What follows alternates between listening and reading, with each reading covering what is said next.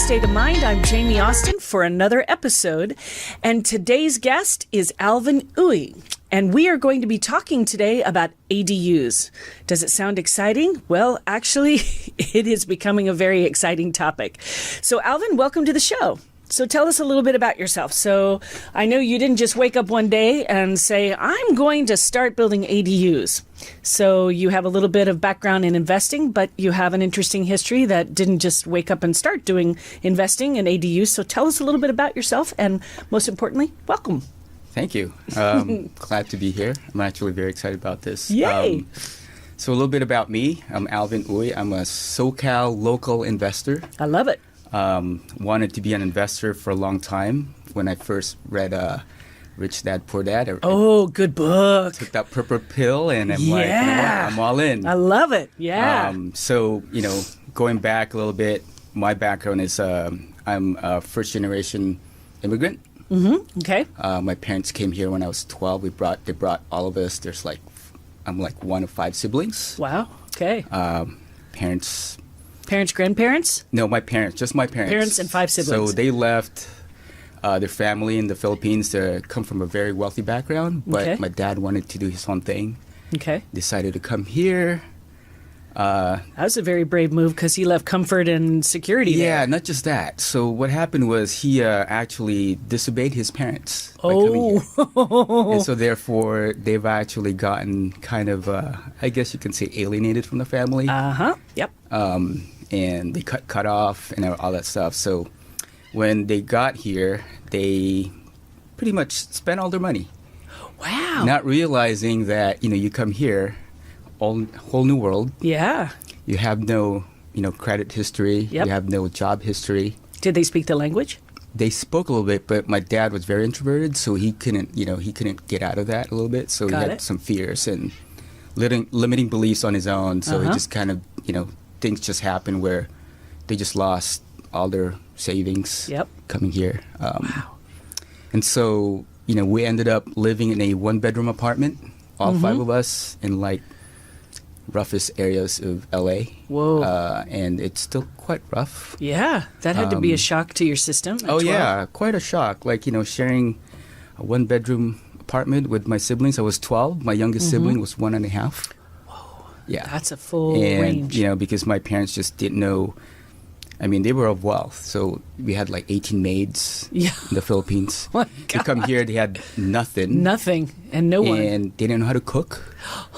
They didn't know how to like survive without them. Yeah, I mean, it was a mess. Wow. And here I am, Whoa. I'm like 12, I was like pretty spoiled. I had no idea. Yeah. And next thing you know, we're like, like neighbors were feeling bad for us. They were handing out, like giving us like food. And Wow. all this stuff. And and that was my first recollection of wealth.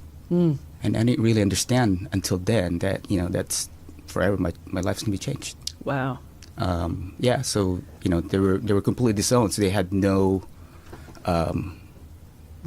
So that basis right there was like life-altering. Oh, it was traumatizing. Yeah, of for me, course. That was not only a shock to the system, but that was traumatizing, a little PTSD, and a little bit like survival mode. What are we going to do? How are we going to do this? For sure. I mean, like my dad's first job, he was a janitor. Okay. And that was my grandparents' first thing. They're like, if you guys are going to the States, you're just going to be janitors and maids. Why would you leave all this wealth?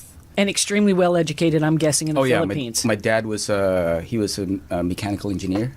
Oh, my Although God. he never actually used it because you can't just switch from here and use it. and use it. Yeah. May not even You need visas. You need a streamline. You Yeah. need a sponsor. You need a. I mean, ton they of had things. their visas. They had green cards, so we were legal residents here. Right. But still, difficult path. It's very difficult. Yeah.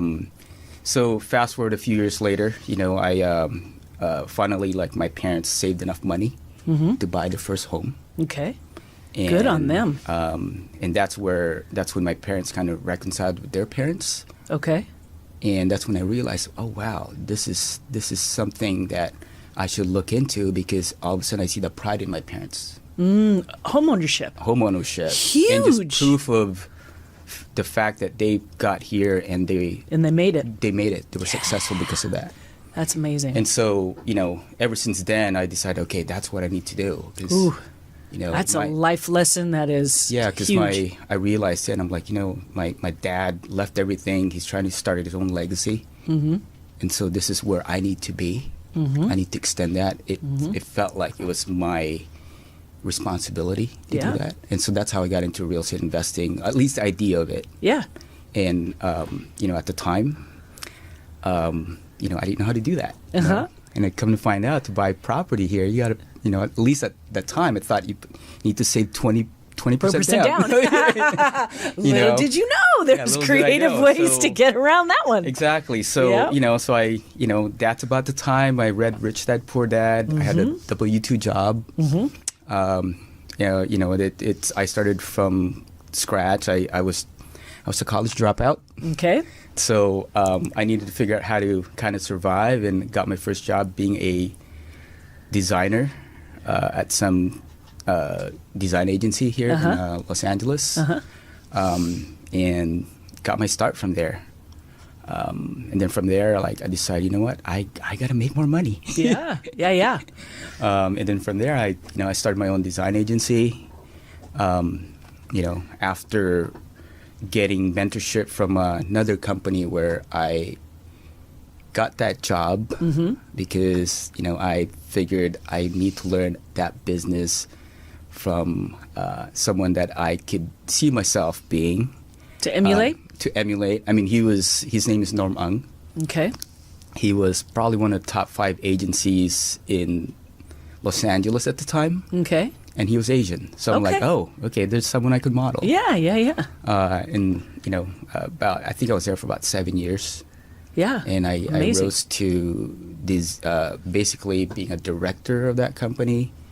I was the senior creative director, so I pretty much ran the company. Wow, that's amazing, Alvin. Yeah, and then about that time, he decided, hey, I'm going to sell the company. Do you want it? Pretty much, he offered me to take over, and I said, I can't afford this company. What are you thinking? Do you realize how much money you pay me? Yeah. And so I decided to just go on my own, we had one dinner one time, and we actually started at lunch. Got a few drinks, and then ended up being lunch, the old martini lunch. Yeah, I think he was offering me a higher position, take over the company, and that whole golden ball of chain. Yeah. And it was just a hard the velvet glove. Yeah, it was hard a little bit, but then I think the might have been the alcohol that spoke and said, you know what, Alvin, I think it's time. That's awesome. So did you take over the company? No, I said, I basically, I don't know what I was thinking, but I said to him, I go, look, if you're going to leave, I think I'm going to leave too. But maybe you can lay me off and give me some severance. Oh, smart. And of course, I immediately regretted that the next day. Oh, yeah. I got laid off a few weeks later, and I'm like, crap, what did I just do? What did I do? I just shot my own foot. And so I was pretty nervous at the time. I didn't know what to do. And I ended up just, I called all my connections, my friends, my clients, and said, hey, guys, I'm out of work. I need a job. Okay.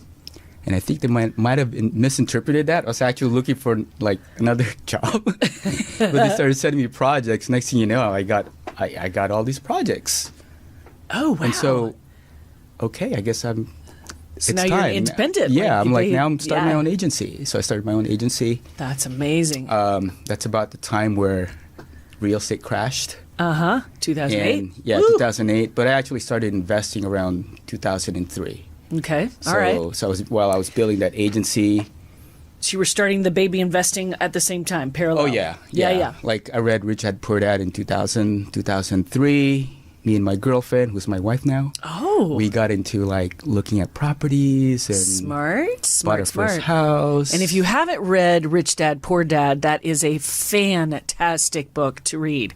And not only that, but what I can also hear Alvin saying in the background is he actually surrounded himself with people that he could emulate, which is mentors. We all need mentors. You don't need to reinvent the wheel in becoming an investor. You just need to surround yourself with people that maybe have done it before.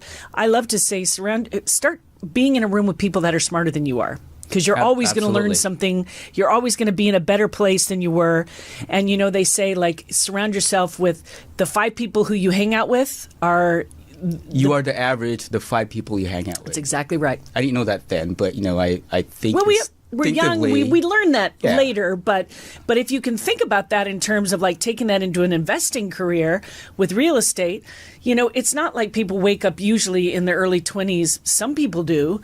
But a lot of people don't, and they think, oh, I'm just going to start investing in real estate. It happens a lot like that. I'm building a career. How do I make more money? This is kind of a dead-end job. Or maybe it's a fantastic job like yours, and you're like, whoa, I'm probably at the pinnacle of this, but is this really does this give me the kind of freedom that I want to have? Exactly. And then you start restructuring your brain and rewiring that as to what does freedom really look like? What does success really look like?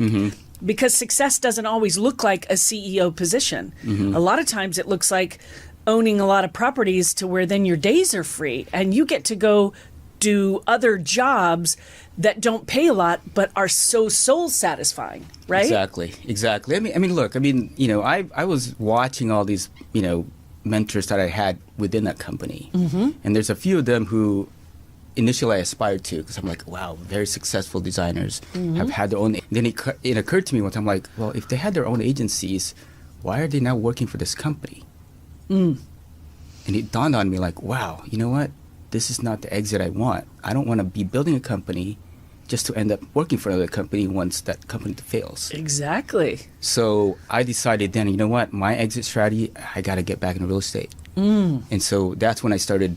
While I was building my agency, I was already starting to invest. Smart. To make sure I'll have a backup plan. Real estate was my backup plan. But I always knew that real estate was my end game. And I hear that more than you know. Like, people don't even understand. Like, we just got back from, a seminar, my partner and I, and they just say when you really talk about an end game, real, true wealth building, we've got craziness with the stock market. Inflation is still affecting people, job layoffs right and left. You don't want to sound like Henny Penny, the sky is falling, but nonetheless, when people, they're still saying real estate is still the safest investment that there is.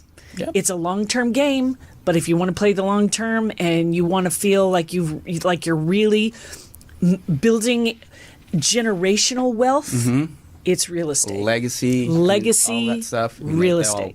Yep. You got to do it. And so I started investing real estate, as soon as I get some money, made a lot of money in my design. So I'm like, okay, I got to just, every time I would buy something. Smart. Buy something. I was learning how to flip on the side. And you figured out it didn't take 20%, did it? Well, no, I wasn't that smart then. Okay, so you had to take a couple. Okay. Yeah, I mean, like at the time, like my focus was on the design agency. Okay. And then, but I knew like I got to buy some properties, and then it crashed. So I said to myself, okay, let me just focus on the design and wait for an opportunity to buy more. Okay. And then 2009 came around. At the time, my wife and I, my wife is a realtor. Oh. So how convenient. Yeah, well, she and I started looking into getting a real estate license in 2004 or 5. Okay. So, took the courses. I decided, okay, I don't want to be in sales, but I want to learn how to do this. But she got her license. Oh, it's not easy. Yeah. People think it sounds so glamorous what I do, but it's not easy. She is not happy showing houses and driving people around. It's not, but she loved the investing part of it. Yeah. Yep. So, so we kept the license in 2008. It's about, we started our own real estate company. Okay. All right. And that's about the time, too, I started my agency. So I've got all this thing, like I'm just planting seeds everywhere. Somebody had to be a broker in that family. I had one of my best friends was a broker. Okay. I started saying, because I'm a broker. I know if you're starting your own agency, somebody's got to be a broker. Yeah. So we partnered up. Okay. And so we still have that business, actually. Oh, good. Smart. Yeah. And also, so about 2013, I started getting bored doing all the design. And then, that's about the time I had my second child. And I'm like, what can I do now? I'm a product developer. I'm a designer. Got all this expertise. I'm ready to do my own designs, and I got into developing toys. Oh, you're just like a really lazy underachiever, aren't you, Alvin? I am super lazy. Super lazy. I love it. Isn't that amazing, though? Like, it sounds like, and this is what people talk about, like building a really full life.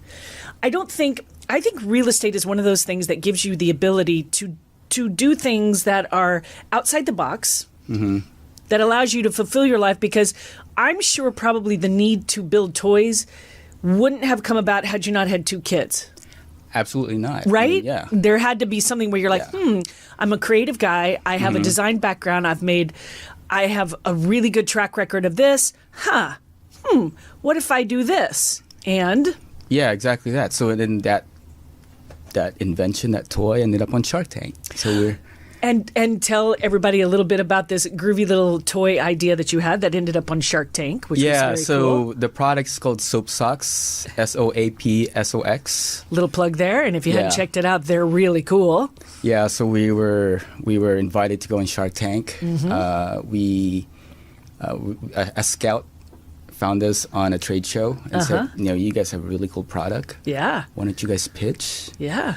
And we ended up on Shark Tank. That's awesome. To actually pitch, and we got a few offers, and we ended up walking away from $1 million buyout. Wow. It just didn't make sense for us at the time. Okay.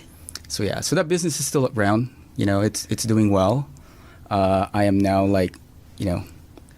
hands off on it because I feel like I've done my job and I'm looking to pursue other passions. Yep. That's kind of why I'm back into real estate, because about 2019 when, COVID hit. Oh, yes. As you know, the design agencies and all the industries, entertainment, one of my biggest clients, everybody just stopped. Yep. There's like a freeze on everything. So, at that point, I decided, I don't know what I'm going to do now, but, I got all these energy still. I don't want to retire. I did try that for a little bit, and I got really bored. Yeah, yep. And I decided, what am I doing? Like, what's keeping me afloat right now? It's all my real estate. It's all my rental properties. Yep. And I lost track of my end goal, which I was thought I'd do that later, but that later's here. It's later's now. Yep. So that's when I decided, okay, let me jump back into real estate. And that's when I discovered ADUs. And for those of you who don't know what ADUs are, they are accessory dwelling units. And just a little bit before we segue into what Alvin's expertise is, because and I love your story background. This is awesome. Because what you find is people's pathway to real estate and how they get into the expertise of this is always fascinating to me. But ADUs, like Los Angeles happens to be a megalopolis where there's no more land. So there's not like where I'm from originally, Texas, where we can build out. There's space. There's no more space here. So nobody has any place except to go up. And even then you need certain permits, and there's even limitations to that. So what people were doing, people that had maybe a particular size lot, 7,000, 8,000, 9,000 square foot lot, if they had room, they were turning their garages into homes. They were building an accessory dwelling unit, meaning they would clear out the garage, they would add plumbing, electrical, and they would turn it into an income producing unit. However, when I started in the business, which was a little while ago, they had so much restrictions in this county of Los Angeles for doing that it almost made it really almost impossible to do that. People were doing it, but they were doing it on, on the fly and on the DL. And it wasn't, if the city found out, you could get fined. So they really made it really difficult. But when they really found out that there was a shortage of housing, they were like, all right, we're going to lift some restrictions. So around about probably 2016, 17, they started releasing a little bit of restrictions and making it easier to get permits, and then a little bit easier, and then a little bit easier. And then come about 2018, 19, it's like they even released even more. So, and it's been fascinating to watch, but they're really now giving homeowners an opportunity. And I will tell you, a lot of homeowners have moved into the the ADUs and are now renting out the front houses as a means to actually be able to still afford living in California. Mm-hmm. Yeah, ADUs are amazing. It's everything. It checks all the boxes for me. Okay. Because it allows me to harness all my experience in design and development, product development. I see ADUs as another product. Yeah. And also my passion for real estate and just investing, and it's an accelerator to wealth and cash flow. Yeah, absolutely. And, I know a lot of people who might even consider California as a bad investment because it's so expensive. Because in California, they say you can't cash flow in California. That's right. But here's an opportunity, and it's being handed to you. That's a very, very good point. And I hear the same thing. It's like everybody's fleeing the state of California because it's so expensive. The taxes are so high. All of that is true. But with the advent of ADUs, you have another potential income property right there on a price. And some of these are being able to be built on a home that's outright owned.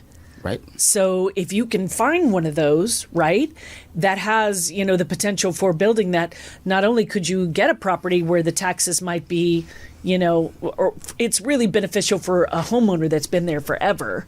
But even at that, even if you can find one that's, been paid for and you get a good deal on it and then you can add an ADU, it's pretty good.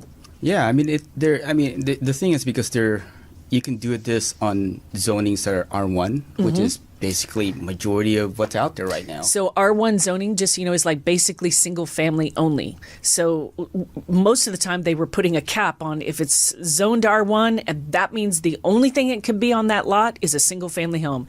No other income producing property. That's how the city looked at it. And now they don't look at it that way. So it provided it just opened up Pandora's box in terms of allowing for builders to get in there and go, whoa, this is now it's like the gloves are off. Let's go for it. Yeah, go for it. There are some challenges. There's some cities that are sort of, let's say, not happy with this because it's now by right. Yeah. A lot of the coastal communities, Huntington Beach, Malibu. Yep. And there's something right now going on where, I think Governor Newsom is actually suing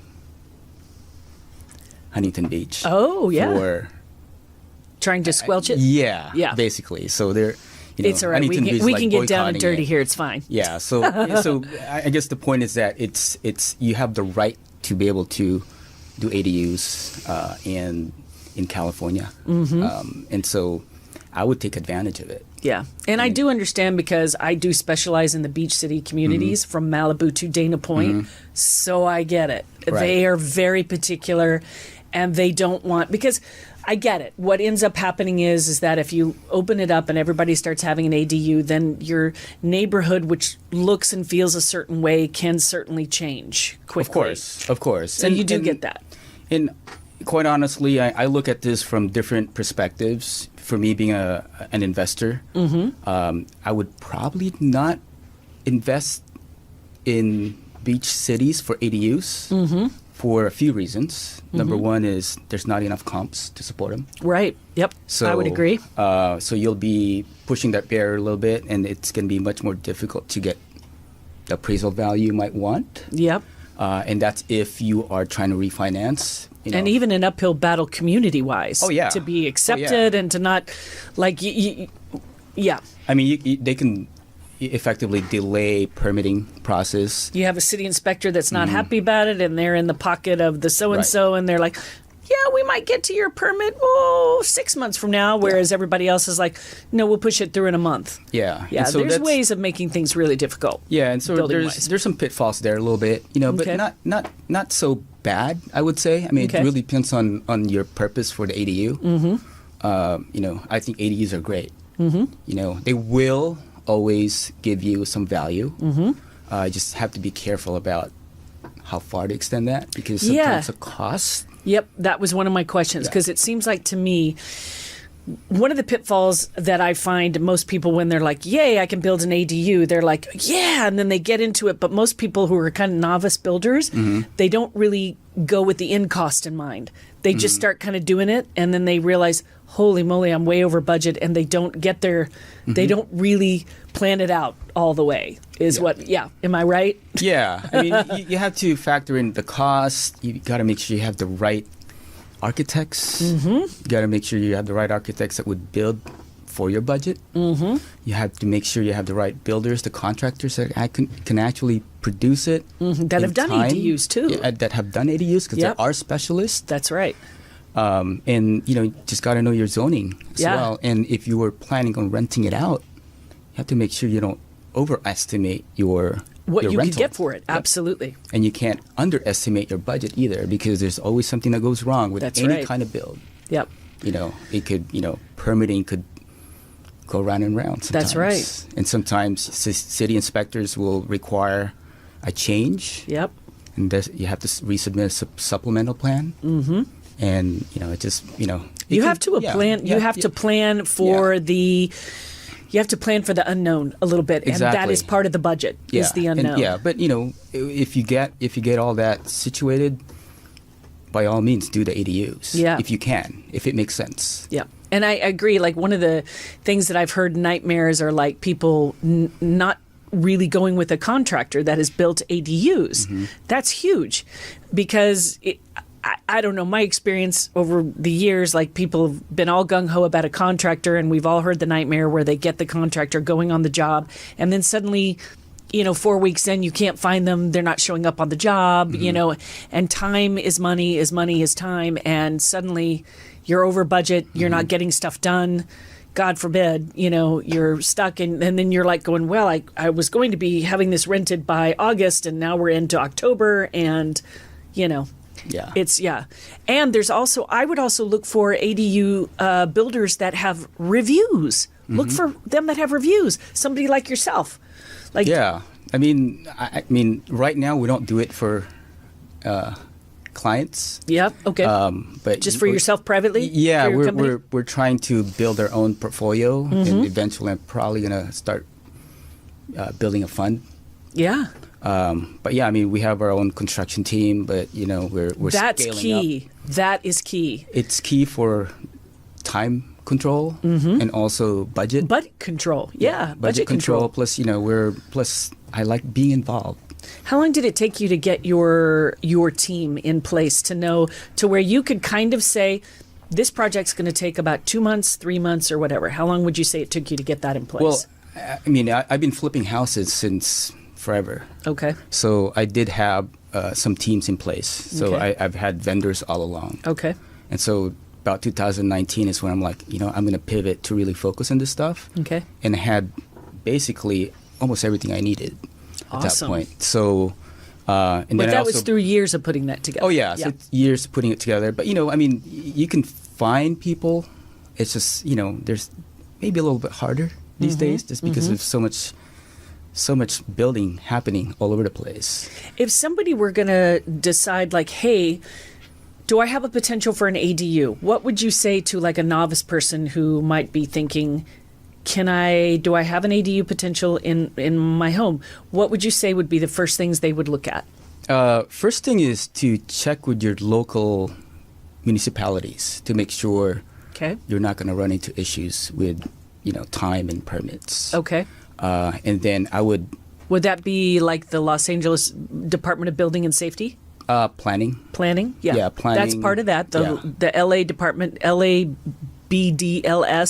the Department of Building and Safety. I might have mixed that up. But LADBS. Thank you, LADBS. LADBS. I do get a little dyslexic. That's in LA, but every city's got their own. Yep.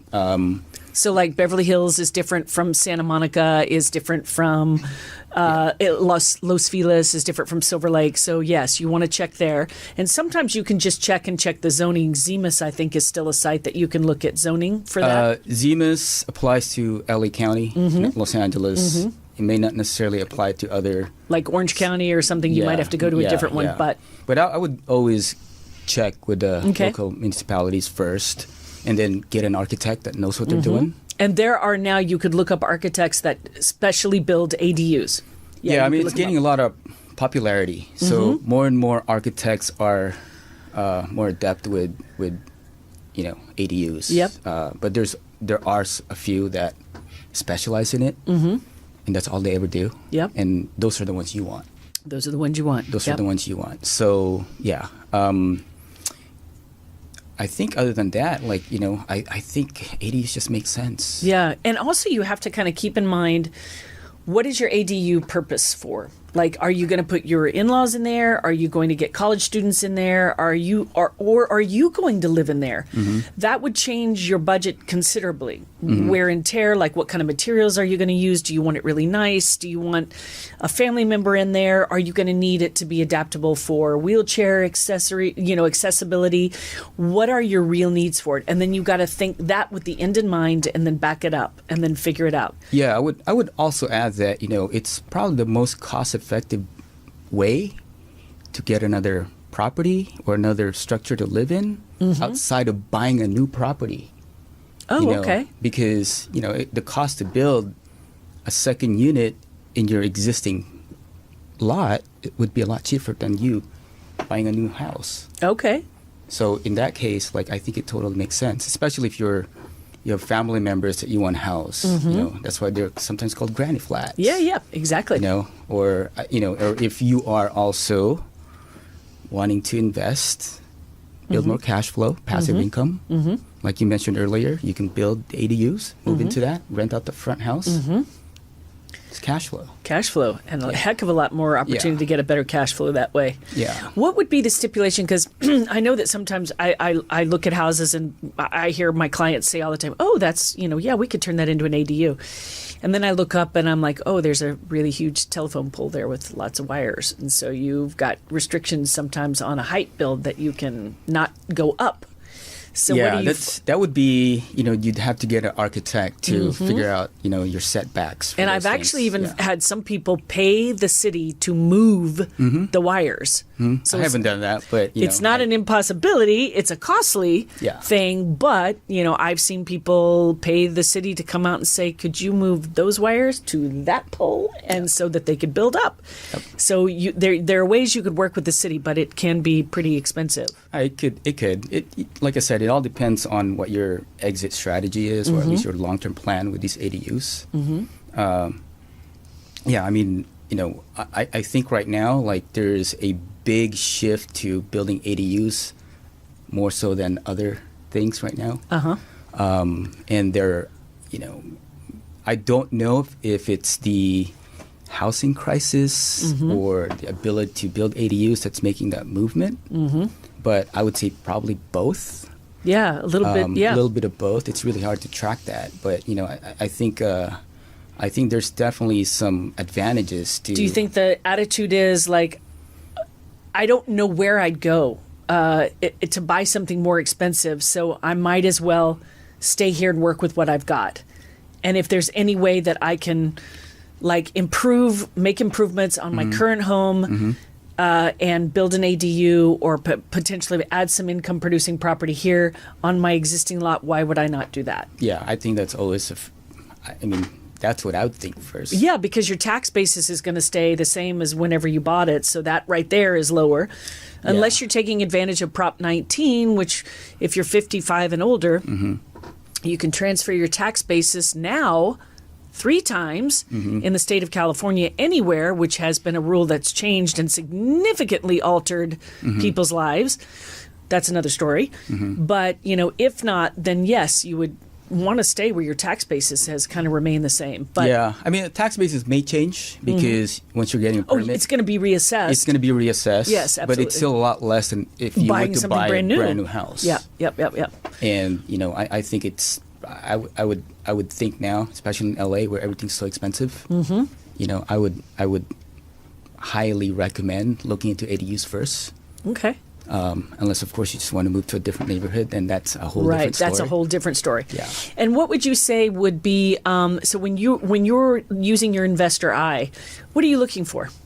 For me, I look for areas that have a lot of ADUs for my purposes. And what areas would you call that? Well, Los Angeles is very, very, open to doing a lot of ADUs. They very encourage it. So, I'm looking at areas where I know, and I've already worked on.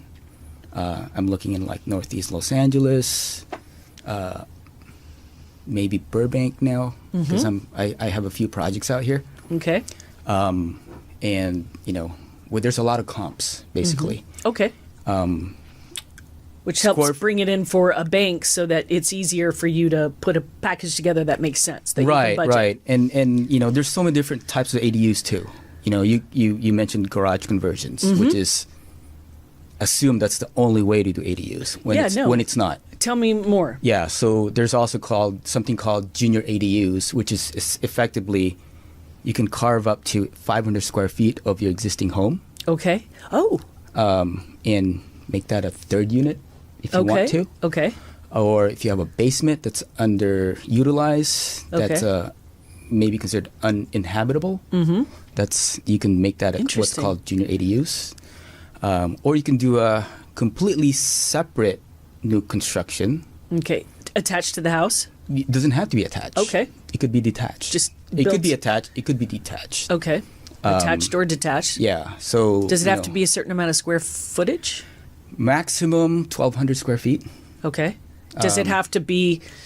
It can't be more than half of the size of the original footprint of the house. Is that correct? Yeah, that's the current standings, but some cities are fairly flexible. Okay. With that, you just got to, like I said, every city's got their own limits. A little bit. So what originally they were saying is if you wanted to build an ADU, let's say your house, a lot of these really 1950s post-war homes were about 1,000 square feet. If you wanted to build an ADU, your ADU could not be 700 square feet. It could only be 500 square feet. In other words, it can only be half or less than half of the square footage of your original footprint of your house. So that's what he means. But some areas are a little flexible. Some areas are a little flexible than that. Like in Eagle Rock, I'm building a new construction ADU. Okay. And, the original square footage on the front house is about 1,500. Okay. But I'm building 1,000 square feet. Wow. 2-story. Oh, whoa. So I got approved. So it's just beyond, the city, yeah. So it really depends. Okay. And city by city, and you make friends with city inspectors like nobody's business. Yeah, it's really the planning. The city you got to go through the planning first, and that's where you find out whether you can do it or not. Yep. Because once they sign up, once they sign off, yep, it's done. On that, it goes into building and safety, and that's when building inspectors are part of building and safety. Yep. But once it's signed off through the planning stage, that's the green light, pretty much. It goes back and forth. Back and forth a little bit. It goes back and forth. So, that's why are you bringing biscuits and coffee and donuts and everything to those people during that stage? I wish I could. I wish I could, but Cookies, these days, since COVID, everybody shut down. They're like, just submit everything online. So you can't really, Yeah, you can't really. You can't bribe them anymore. With donuts and coffee, you'd be surprised how far that went. But that's interesting. Okay. Well, here's the other thing too. So multifamilies you can do ADUs on. Oh, okay. Yeah. So I'm buying 4 units. Okay. And adding 2 ADUs in the back. So now I'm going to have 6 units. Interesting. And with multifamily, you can actually even convert additional uninhabited areas like offices. You can even take away parking too. Wow, you could take away like some garages that are not being used? Mm-hmm.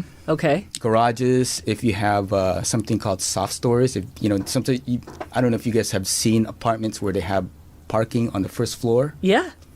Well, those are some apartments, maybe most apartments actually, are needed to be retrofitted because they don't conform to the new earthquake standards. Retrofitting standards, yeah. Yeah, so if you were to retrofit, you might as well build ADUs. It's going to cost you just a little bit more. Now you got more units. Wow. Oh, that's fascinating. Yeah, so are you talking like because any 1 to 4 units, multifamily, is still considered residential.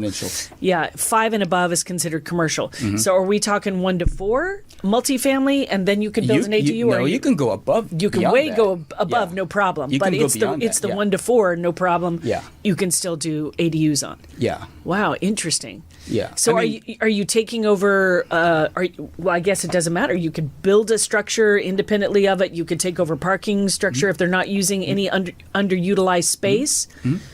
Wow. Yeah, so we have a few projects in like Long Beach where we took 4 units. Okay. And they have 4-car garages. Yeah. We're taking the 4-car garage and turning them into ADUs. Oh, are you 4 individual ones or 2 or? Well, it depends on the size. Yeah. But for this particular one, I think we built, with a 4-car garage, we built 1 ADU. Yeah. Pretty nice size. Yeah. But we're also, like, I have another one in Silver Lake where we have a 4-unit. We're building 2 ADUs in the back.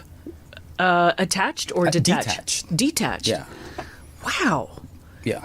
Wow, that is fascinating. And so once we are done with that, it's going to be. Is it going to be zoned in commercial? If you're going to have. Well, it's still multifamily. It's still multifamily. Yeah. So now you can find lenders that would now look at it and appraise it as a commercial because it's now 6 units. That's right. That's where I was at. Does it change as far as? It should, because now it's going to be 6 units. It's going to be 6 units. They're Right. going to factor in the rental income. Yep. And so it's going to be based off of cap rates. Yep. And so. Wow, that So it's puts it in a whole other category. Way to increase the value of that property. Absolutely. Yeah. So there's a lot of different, strategies that you could apply onto this. We're kind of going off just a smidge a little bit, but are you going to do any 1031 exchanges with any of these guys and roll that investment over and to keep stepping up your basis with those guys? Of course. Of course. Why wouldn't I? Have you already done that? I've done it once. Okay. But quite honestly, I just like to build stuff. Yeah. And I have a hard time letting go of anything. Yeah. It's like building. These are like my babies. Yeah. So it's quite difficult to let go. But at the end of the day, it's like if the numbers make sense. They make sense. Yeah, absolutely. Yeah. Well, that is fascinating. So I guess we're kind of wrapping up here, but just wanted to say, what would be your word of advice to anybody that's thinking about an ADU, or besides checking on the zoning in the municipalities, the local municipalities? Obviously, there's value there or potential value there, but just kind of taking your investor chops and your ADU knowledge and experience. If somebody were going to start to maybe baby step it, what would you say? I would say just start with surrounding yourself with experienced investors or anyone that's actually done this. There's a lot more information now. Do your research. You guys can follow me if you want. Great. How can we follow you? I'm on Instagram. And what's Alvinized, ALVINIZED. That's my IG account. Okay. Or I'm also on Facebook. What's your Facebook handle? I don't even really know. I think it's Alvin Uy. You see how prepared I am right? for this? Yeah, no, that's awesome. That's great. Well, I don't know. It's like Facebook is not used so much, but Instagram, you had that one, so that's good. Instagram, I was a stealth wealth guy. But now, you know what? I got to teach more people about this because I believe in it. I feel like it's the next thing to do. And it's also pretty cool that you get to pay it forward. Yeah. And that's part of what I want to do. Yeah. Trying to extend my family's legacy and just help much people as I can. And you never know who you're going to, you never know who's going to hear this podcast, and you never know who's going to listen to this and get a piece of information that just might give somebody the courage to say, I might be living in a 1-bedroom apartment right now, but maybe I too can have the courage to reach out and start to become a baby investor and build my own family legacy. So I love that. Thank you, Alvin. Thank you so much for coming today. Thank you. You were awesome. Thank you guys again for coming to the Real Estate of Mind podcast. As you know, I just, I love what I do, and I love having people on here with interesting stories and talking about real estate, but also just bringing really helpful information that hopefully gives everybody the courage to jump into the real estate market, baby stepping or full on, just full force out. I love it. Welcome back. We'll be on with another episode very soon.